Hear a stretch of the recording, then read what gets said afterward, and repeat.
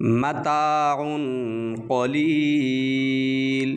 ٹھیک ہے، میم زبر میں، تا الف زبر تا، متا. ٹھیک ہے، متا. اب یہاں پر دیکھیں ہم نے میم کو لمبا نہیں کیا اور کرنا بھی نہیں ہے، اس لیے کہ میم کے اوپر زبر ہے.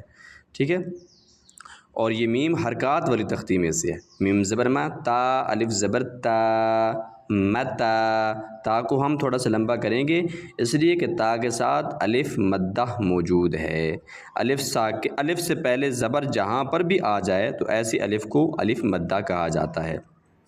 متا، عین دو پیش عن، متاعن، متاعن. ٹھیک ہے، یہاں پر ہم غنہ کریں گے.